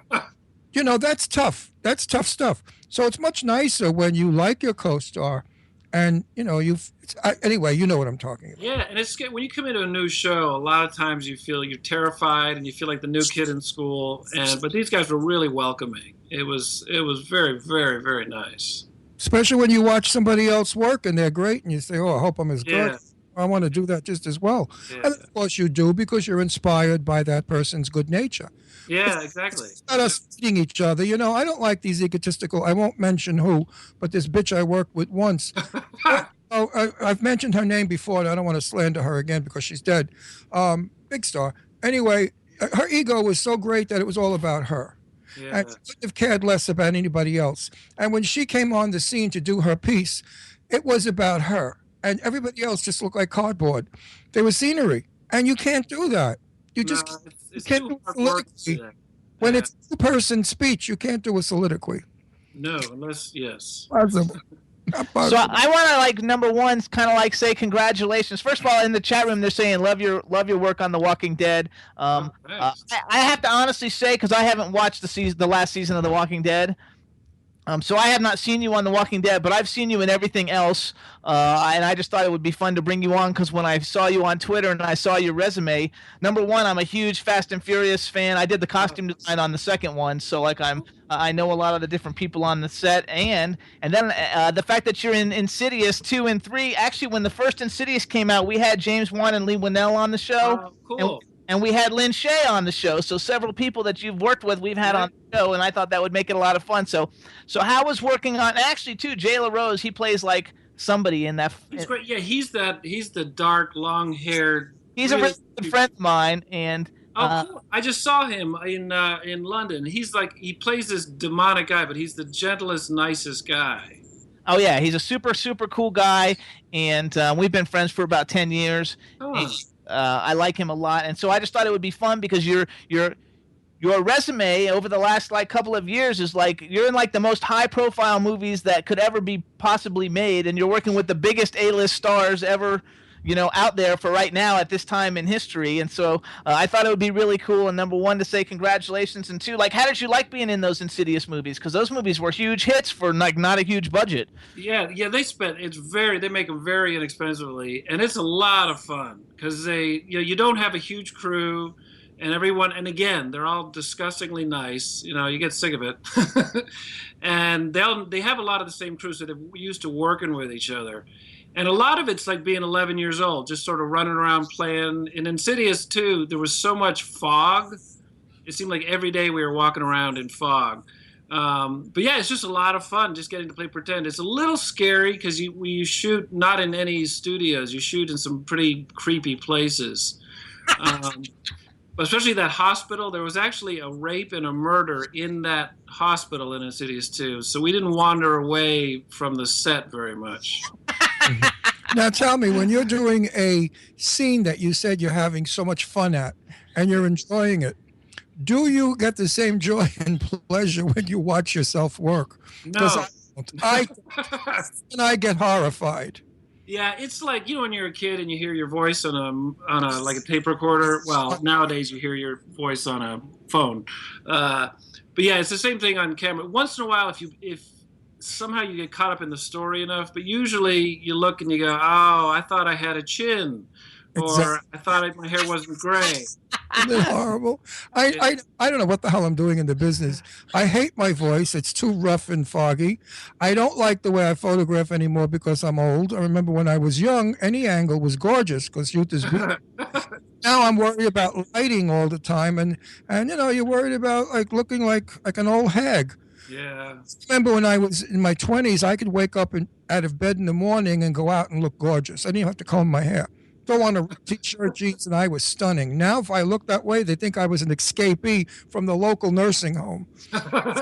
You really have to be careful when you get to be over 50 what you look like on film. I prefer not to look at myself, and I don't. I did a movie not long ago where I played a Brooklyn cop, and unfortunately, I saw my work, and I thought, oh, my God, if I could have eaten the scenery, I would have. Talk about overkill. God, was I overkill. Wow. No, I love your voice. Oh, I hate it. It's it's great. It's great. Sound like Brenda Vaccaro. He's got so many, like, people love his voice. Like they say I sound like Brenda Vaccaro. Actually, who I know. I worked 16 weeks with Brenda on Sarah at Universal, so I know Sarah well, and it's true. Brenda well, and it's true because if she was in her trailer and I was in there, and both of us were talking. Nobody knew who that was. Because, Brenda and I sound alike in person. And we both have that New York accent, even though she was from Texas. So I have a question, too. So, like, because you're on the TV show Banshee pretty regularly. I've never seen that. I see it on TV all the time, but I've never actually watched it. Like, what's that show about? Sex and violence. It's very sexy and very violent. It's they have a lot of sex and then they have a lot of violence. It's kind of like a comic book. They have more sex and more violence. They have a big huge fight, but it's actually kind of cool because they're very consistent with that, and I think that's what the audiences tune in for, to see a big fight, and big sex. Now, I have a question I want to ask you that I posted on my Facebook page 2 days ago, because Kevin Bacon said men should show more bacon in film. I saw that, yes. You saw that with Kevin. And I asked all of my readers, what do you think about male nudity? Should men, whatever. And that obviously the men who are well endowed would be happy and proud to do it. But the guys that have button, who's got the button, they're not so fast to whip off their pants. Would I do it? Somebody wrote, and I said, not at this age. I mean, sight, but when I was 25 or 30, yeah, I would. If the part really called for it and it was necessity, I would do it. Yeah. I feel that if women have to show frontal, so should men. I don't care for that double standard in Hollywood where we exploit women's breasts and vaginas and butts, but yet the guy, we only shoot from the waist up. That to me is still chauvinistic male crap. That's true. That's true. Because that's very true. I don't. Of course, my girlfriend calls it the little, like a bird's nest when you see the guy's junk. So I don't know if we want to see a bird's nest. Well, it depends. Some guy, could have a bird's nest with a snake. But I mean, would you do a frontal? Right now, if you insist, but I guess, yeah, if it was a good film, if it was reason. Yeah, why not? There you go. Like if you were ill and you were in a wheelchair for some reason and you fell out of the wheelchair naked and a little bit showed, I think that's perfectly okay. Yes. You have seen the film Vacation? Not yet. The new one? No. Not going to spoil it. Go see it. It's hysterical, and it's what we're talking about now. We've got to see that film. It's a riot. Oh yeah, it's I don't probably think one of I'd the like funnest it. It's one of the funnest movies I've seen. We see a lot of movies. It's one of the best movies of the summer. I thought I wouldn't like it, but as I walked out, I said, Jimmy, I'm fascinated at this crappy film. I love it. It's a great crappy film. Oh, good. Funny film. So I'm gonna do a little like bragging for you, just so all the listeners listening can check out all your films of what you've been in. Then we're gonna ask which ones have you enjoyed the most. So you guys, one of my favorites, first of all. So Steve's had roles in a bunch of movies. He was in Mr. Brooks with Kevin Costner. He was in The Hunger Games, which I'm a Hunger Games junkie. Kevin Costner. I love it. He was in Flight with Denzel Washington, Taken 3 with Liam Neeson, that's somebody who full frontal is supposed to be pretty gifted. Big name. Furious 7, Fast and Furious 7. So was Kevin Costner. He was in Kill the Messenger with Jeremy Renner. I mean, these are like the biggest people like out right now. So do you have like a cool story or a movie out of all the things that you've done? Do you have something that's kind of like a favorite? I have a cool story about Kevin Costner, and because in Mr. Brooks, I played his family lawyer, and actually we had a long scene. Only like one or two of my scenes are in the film. We had this long scene, and it was the first day of shooting, and he wasn't directing, but he was executive producing, so he was really sort of hands-on. But just to tell you the kind of guy he was, I was done shooting, but they were sort of keeping me around in case they needed to do a pickup or something. We were shooting in this big mansion, so I was sitting way off in some room, just waiting around until they let me go. And all of a sudden, this guy sits down. I was, leaning against the wall, and this guy sits down next to me, taps my arm, and it's Kevin Costner. And he just wanted to thank me, just because we'd done a long scene in the morning that we had to try a whole bunch of different ways.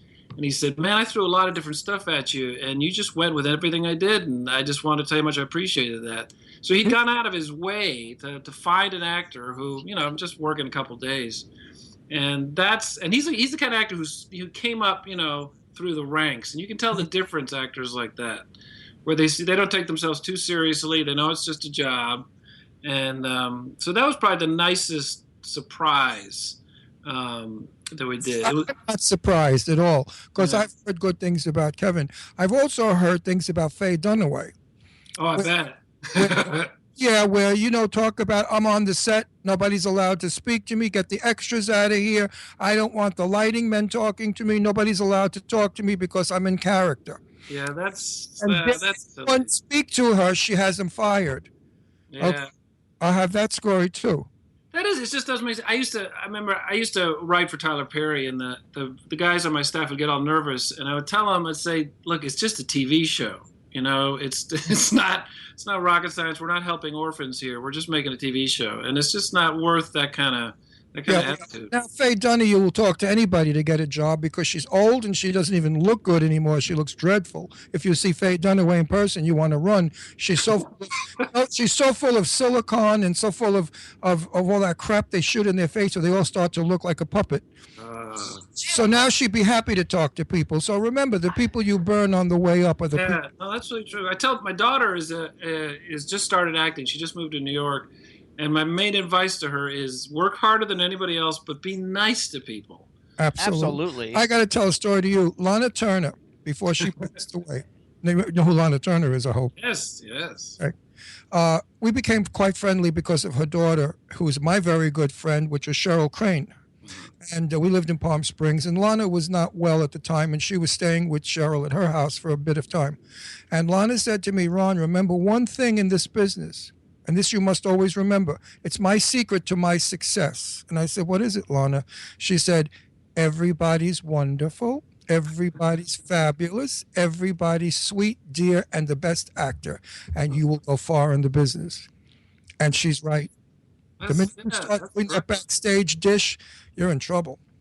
But Lana Turner was so charming to everybody. I mean, she could have met Hitler, and she would have been nice to him.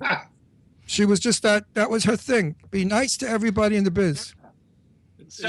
life's too short. So it is too short, and they're crazy. Some of these actors, like who was it? Joan Crawford? No, who was it? I forgot now. I don't want to give a bad name. Somebody called her by her first name, and she got them fired on the set. Oh, it's a wonderful story. Just came to me not long ago by one of our guests. Who the hell was it? Was it Joan Crawford? No, she wouldn't do that. Joan Crawford was nice to everybody, even though she hated everybody. Oh, really? Oh, that's cool. Yeah, Crawford. I didn't know. I knew Betty Davis, so of course, oh well, whatever I heard from Betty about Joan was bad. Wow. But I forgot who it was. Somebody called the actress by her first name, like "Good morning," blah blah blah, and the star had that actress fired. Wow. It's her last name. So you live in Atlanta. Do you live in Atlanta because you were doing so much television stuff for Tyler Perry? No, well, I moved here about 20 years ago. I came down from New York for a job, and I just never went back. And I had thought about moving to Los Angeles at times, but then, I wrote for Tyler for like 3 years. And then when I left there, they passed a film incentive here, and all the film and TV work picked up. And I mainly was an actor before that. And so, yeah, I've stayed here, and I managed to get nice parts and don't have to live in Los Angeles, which I don't want to do, bless their hearts, as they say here. Where is here? Atlanta. He lives in Atlanta. Oh, you're in Atlanta. Oh, Yeah. They're doing a lot of films down there now. They're doing, like, right now there are 40 film and TV shows going on this month. Because of the tax break. Yeah, the tax break. And they're building studios. Pinewood just built big studio, 22 sound stages. So it's crazy down here. It's great. Do you have like an LA agent who gets you the work, or like how does that work for you? Like for somebody who wants to have a career and doesn't want to live in LA. I mean, obviously you're already established, but like how does that come? Because I have friends who were on The Walking Dead who they just sent in video like submissions and they got roles. Yeah, because the industry has really changed. Even in LA and New York now, you do a lot of self-taping where your agent gets you the audition, you send in your tape, and oftentimes I've gotten cast just off of the tape. And I do have an LA and New York manager, but I also have an Atlanta actor that helps get me a good bit of work as well. So it really helps. So you can kind of like be anywhere if you're talented and good, and as long as you have an agent, you can find the opportunities. This is kind of like I'm asking these questions for people listening. Yeah, but that's if you but look at what's his name who came on who had the wonderful farm up in Strasbourg. Paul Sorvino. Paul Sorvino was on our show. Oh yeah. And Paul owned a house up in Pennsylvania, gorgeous farm, magnificent farm. And he sold it and went back to Hollywood. And I said, Paul, why did you do that? He said, Ron, once you leave Hollywood, you're dead. You got to stay in the action. You have to be seen. You have to let them know you're still there. Otherwise, you won't get I don't actually agree with that, though. Because Well, I maybe- think no, wait, he doesn't. wait. He's wait. Let me finish. Okay. Fight. No, Oh, well, we do all the time. because I think that Paul Sorvino like doesn't have a Twitter, doesn't have a Facebook. He's not toned into social media. I think the people who are social media savvy, who are good with technology, don't need to do that because I think that they know how to get there without but remember, Paul is in with the crowd of the real Hollywood crowd, not the newcomers. Paul is in there with the Right. biggies. He knows the old timers, the biggies, the people who really do the good films. And that's why I think he wants to socialize in Hollywood, be a part of that industry again. Yeah. Do you feel you're out of the industry being in Georgia? Well, not in Georgia because he said there's No, 40 wait a shows minute. I'm there. asking him, not you. There's Wait. 40 shows there. 40 shows, but does he feel? Look, if you're not Seventh Avenue Garmento, you don't feel like you're in the suit or dress business. Right. You know what I mean? That you could be in Florida, but you're not Seventh Avenue. Right. Okay. Right. Being an actor, you're Hollywood. Let's face it, we're all Hollywood to some extent. Do you feel you're out of the industry? No, not the only thing where it does hurt is as a writer, because with writers there's no real writing network here, and all the shows are done in LA. And if I was more of a full-time writer, I would need to be in Los Angeles. But as an actor, now that I have it helps having an LA manager that keeps my name out there. But literally because the nature of the business has changed so much with technology. And it would help. Like also, you can't go to in-person auditions, but there are less and less of those. If you were a young actor, like in your 20s, fairly trained, I would recommend going to a city like Atlanta or New Orleans before, but now they've lost their incentive. Because you can really build up a good resume here and not get because you go to New York, it's going to be a while before you're getting seen. And there's just there's not a lot of good trained actors, young trained actors in Atlanta. There's a lot of older actors and stuff, but it's a good place to start a career. And I keep thinking I would leave, but I just keep staying and keep working. So I had a TV show for 4 years in L.A. on Time Warner called Set the Record Straight. And I interviewed the legends of Hollywood, Tony Curtis, Jane Russell, the really big stars. And I could not get those stars if I didn't live in L.A. because I would run into them at a party. And I'd say, listen, Tony, why don't you come on my TV show? I tell him about it. He's okay, fine, Ron. I didn't have to go through his manager that screws everything up. Because your managers can screw your career up and put you in the toilet. I mean, the same thing I was in Palm Springs. I had a house out there. And who do I meet but, hello, Dolly, Carol Channing. Oh. Carol Channing is a superstar, my God, a Broadway icon. And I said to Carol, she said, darling, I'd love to. So, when you deal directly, Eleanor Parker, who I loved all my life, passed away before she came on my show, as did, who else passed away that I was devastated? Oh, Patricia Neal. Oh, she was great. And adored Patricia Neal. Fountainhead with Carrie Cooper. I mean, you can't beat Patricia Neal's work. Loved her, romanced her, became partially friend. 3 weeks before she's coming on, she passed away. I was devastated. Wow. She had everything to say about Gary Cooper and the love affair that went on till the day she died. Oh, really? She was never great in HUD. She was amazing in HUD. Yep, amazing in HUD. Well, didn't she get an award for that? Or Yeah, she got the Oscar. And then she had her stroke right before, after she shot and before the Academy Awards. Exactly. And then she won the award, I think, for Roses. Yeah. What was it called? Something about roses. I think though, you don't seem to be missing. I mean, I'm not totally sure, but I believe that Fast and Furious 7 is the #1 movie so far of 2015. So you're not really missing a whole lot living in Atlanta, considering that you have been in such big productions and. It helps that because you get to know, I got to know James Wan from the Insidious movies and stuff, and so and you get a relationship with directors, so they'll call you up. And so that helps too. You start developing a network of folks, and I'm still here. So, The Walking Dead, you shot that in Atlanta too, right? Don't they shoot that in Atlanta? Yeah, shoot in a little town about an hour south of Atlanta called Sonoya. There used to be this little little Main Street town, and now it's like a tourist attraction. There's people. And what about Banshee? Where do they shoot Banshee? They used to shoot that in North Carolina, but this last season we shot up in Pittsburgh. They moved up there. Oh. Yeah, that's where I did a movie in Pittsburgh. No. What did you do there? No, he don't want to know about it. No, I'm not going to go into it. I played a cop. I played a Brooklyn cop who was transplanted because he was a tough guy, liked to push people around. So he moved actually to Pittsburgh to become a sheriff. And he is a really tough, nasty cop that just, is really rotten. A cop that wants to be a big shot and push people around. Oh. So it was an easy role for his me only good thing about the movie was when he wore his cop outfit out, they gave him free food. Oh wait, yeah, that's great. We were on a break and we went for dinner. So I went into a 7-Eleven or whatever it was and picked up a whole bunch of food. And Jimmy was behind me with his food. And we got outside. I said, Jimmy, all of this was $6. How could that be? And then it dawned on me, they thought I was a real cop. And they didn't charge me, but they charged Jimmy. Yeah, so I guess I look like a Brooklyn tough cop. So I want to ask you a question. Yes. Now, if you bought a house where you are for $300, it's worth what, $3 million in LA, right?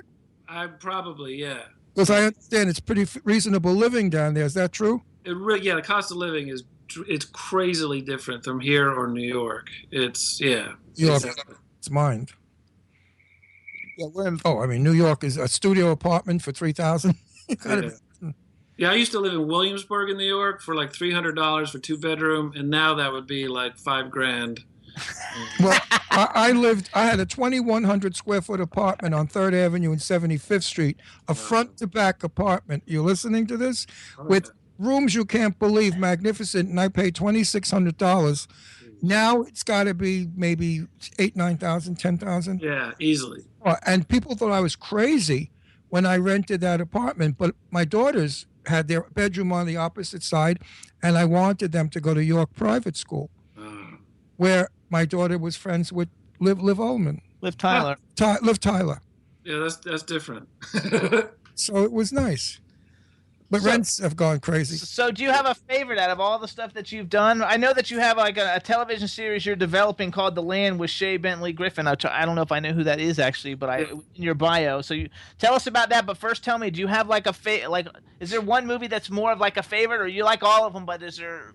That's a really good question. I think probably. Oh man, I think probably the city are probably the most fun. Because it was just like playing pretend every day. And actually, recently I did a film where I got to ride a horse, and Had you ridden before? Yeah, I rode a lot as a kid. I used to live in South America, so we would play like cowboys and Indians on real horses up in the mountains. And I recently did another movie that the guy was trying to sell me on it, and I said, "Wait a minute, do I get to ride a horse?" And he said, "Yeah," and I said, "I'll do it." So that's. Like I want to do a western because I grew up watching westerns and like Gary Cooper and Clint Eastwood. I would do anything to do a western. I have something for you. Now you said your girlfriend's there, right? Yes, she's right over here. Is she a serious girlfriend? Yes, very serious. Now, I want to know how would she feel if you are making a movie with Angelina Jolie and you both have to be nude in bed kissing? Oh, how would you feel? Get it in the contract that I get a shot at Brad Pitt. She said if you get it in the contract that she gets a shot at Brad Pitt. Hi, look at you. Right? Why aren't you on camera? Get on camera. You're so pretty. Look at her. What, I put you to rob the cradle, you old goat? She's a kid. I just look younger than I am. Babe, what is she, 21, 3, 4? Yes. This is Mary Kraft, and she just did a film called The Accountant with Ben Affleck. Oh, hey, sit down. Grab a chair. Sit down. You're so adorable. Nope. I would marry this one, throw a net over this one because somebody's going to snatch her up. She's a beauty. And she's not even painted for Hollywood. Could you imagine her made up? She's drop dead gorgeous. Look, you have a lot of money. You have a lot of money? You just have a lot of money, right? You have to have a lot of money. That is one of the funniest people in Atlanta. She's kind of like Tina Fey. She looks all American and pretty. She's one of the foulest human beings you could ever meet in a good way. So I can look it up. Yeah. That she just did? What's the name of the movie? The Accountant. Okay, I'm going to look it up. Okay. Comes out in January, and she plays Ben Affleck's mother. Not the grown Ben Affleck, but him as a child. All right. Congratulations. So because she looks 22 years old. That reminds me of a Jane Russell story. I have a lot of old people that listen. When Jane Russell broke up with Robert Waterfield, the famous football player, she was dating John Payne.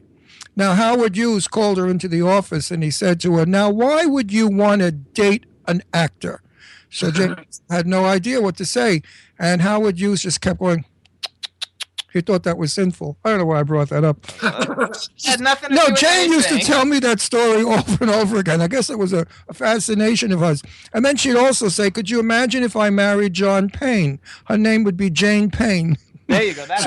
Well, knowing you as well as I do, Jane, we can add to that Jane Payne in the ass, because that's what you are, pain in the ass. Love her to death.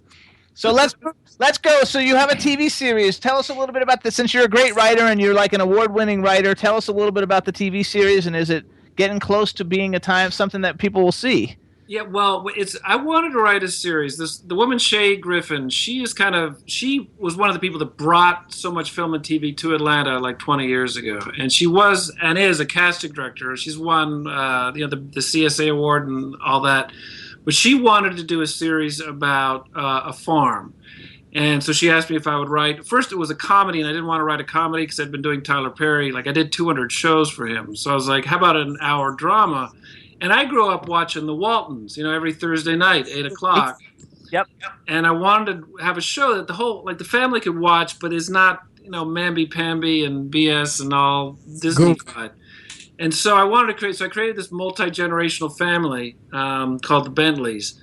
And it just follows them, and it just shows that day-to-day stuff. And again, a lot like the Waltons, kind of stuff that will pull you in each week. And I'll probably be going out to Los Angeles later, maybe in September. because it's finally gotten a good bit of interest. So, but 8,000 things have to happen to get a show on. But we're pretty hopeful. And it'd be fun to do. Takes two things, my friend: right time and right place. Yeah, exactly. And luck. You just got to be in the right place. So. I like Tyler. What? I got 2 minutes. We have 2 minutes. I want to get quick. I like Tyler. Did you write any of the movies that he did where he's plays a woman? Medea. No, he does all those himself. I wrote his 2 TV shows that he had, House of Pain and Meet the Browns. Himself? Yeah. Yeah, he types faster and writes faster. Fabulous. I love him. Yeah, he does it all himself. So everybody listen up. Listen, you're a sweet guy and a great guy, and it was fun talking to you, but we've got to go. We have a few minutes. I know. Let me finish. Follow Steve on how he bugs me. Follow Steve on Twitter. It's at COU. Oh wait, no, it's Steve Coulter. Wait, what's your Twitter? At Coulter28. COULTER 28. So follow at Coulter28 on Twitter, you guys. Check out Mr. Brooks, The Hunger Games, Flight, The Conjuring, Taken 3, Banshee TV series, Furious 7, Walking Dead, Insidious Chapters 2 and 3, Kill the Messenger, and anything else. Check them out on IMDb. And we want to thank you for coming on the Jimmy Star Show. It was a pleasure, and your girlfriend is beautiful, and congratulations to the two of you. And if I were you, I'd put an engagement ring on that finger ASAP. Hey now. Okay. And we want to thank you so much. So have a great one, and good luck with everything. Great talking to you guys. All right. Talking to you, busy bee. Bye-bye. This guy works his butt off. Yes, he does. He's Bye-bye. a busy bee. Absolutely. Good for him. Nice people we have on our show. Right, chat room and everybody listening in? Don't we have nice people? Absolutely. Friendly, nice people. See, not all actors are bitchy and crazy, just some. He wrote 200 shows for Tyler Perry's TV show. I That's love a lot. Tyler Perry. He's funny. Nadia, I pee myself. He's a riot as Nadia. And the other guy that plays the cop in drag, the fat lady. What's his that's name? different. What's his That's name, not though? Tyler Perry, though. That's I forgot his name. Martin. Oh, he's fat. When he plays Mama, Big Mama. Yeah, Big Mama. Oh, I love Big Mama. Those shows are a riot. I cry from them. And chat room, we want to thank everybody in the chat room who's been doing fabulous. And I'm not sure, but I thought Meg was in the chat room possibly. So if Meg's in the chat room, hello. I'm My not Meg? sure. I don't know any other Megs. I don't Meg think. Ruddick? I don't know. It just said Meg. Guess Meg. Oh, probably. Chad, Hi, Captain. what do you got going on this weekend for everybody? Flying to West Palm Beach because we'll be playing Friday night at the Anchor Inn in Lake Worth, and then we're playing out here in Wellington, Florida, where we're actually broadcasting from right now at a place called the White Elephant right across the street. That's on Saturday from 9 to midnight. So you boys come on down.